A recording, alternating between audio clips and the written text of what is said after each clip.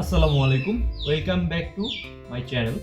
So আজকে আমি যে কন্টেন্টটা নিয়ে কথা বলবো সেটাই অলরেডি আপনারা বুঝে গেছেন আমার টাইটেল বা থাম্বনেইল দেখে। বাইক যারা প্রথম চালাবে তাদের জন্য একটা ইনফরমেশন দিব যে কিভাবে আসলে বাইক চালাতে হয়, এই বিষয়গুলো নিয়েই ভিডিওটা তৈরি করব। আর এর পাশাপাশি এর আগে তো অনেক ভিডিও দেয়া হয়েছে এই বাইক নিয়ে, এর সব ইনফরমেশন আমি দিয়েছি। তো চলুন ভিডিওটি শুরু করা যাক। প্রথমে চাবিটা অন করি। এই মিটার সম্পর্কে একটু বলে নিই। এটা হচ্ছে তেল, আমার তেল নাই যার কারণে একটা খুঁটি দেখাচ্ছে। তো যদি তেল বেশি থাকতো তাহলে হয়তো খুঁটি, এটা ফুল খুঁটি মানে ফুল ট্যাঙ্ক থাকলে ফুল খুঁটি দেখাইতো।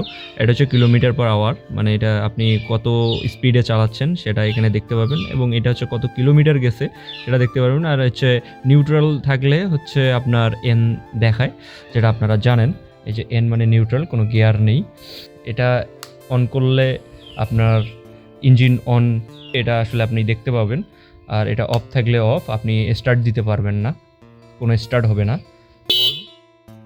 সাইড লাইট আপার আর হচ্ছে লোয়ার কিভাবে চালাবেন সেটাও আমি বলবো। তো স্টার্ট দেওয়ার ক্ষেত্রে অন্যান্য বাইকে সাধারণত ক্লাচ ধরতে হয় না, তো এখানে আপনার প্রথমত ক্লাচ ধরে স্টার্ট দিতে হবে। আপনারা দেখতে পাচ্ছেন এখন একটা গিয়ার, এটা প্রথমে নিউট্রাল থাকলে এখানে চাপ দিতে হবে, তাহলে একটা গিয়ার হয়ে যাবে। মিটারে এখানে 1 দেখাচ্ছে, তার মানে আপনার একটা গিয়ার হয়ে গেছে। তো ক্লাস আমি আস্তে আস্তে ছাড়লে বাইক কাকাতে থাকবে। প্রথম কথা হলো, বাইকে বসার পজিশন খুবই গুরুত্বপূর্ণ। যেমন পিঠ সোজা রাখবেন, কোনোই একটু ঢিলা, হাঁটু দিয়ে ট্যাঙ্কে হালকা চেপে ধরবেন, চোখ থাকবে সব সময় সামনের দিকে। অনেকে শুধু হাত দিয়ে বাইক কন্ট্রোল করে, শরীর ব্যবহার করেই ভালো ব্যালেন্স আসে। পরে আসি smooth throttle and clutch control.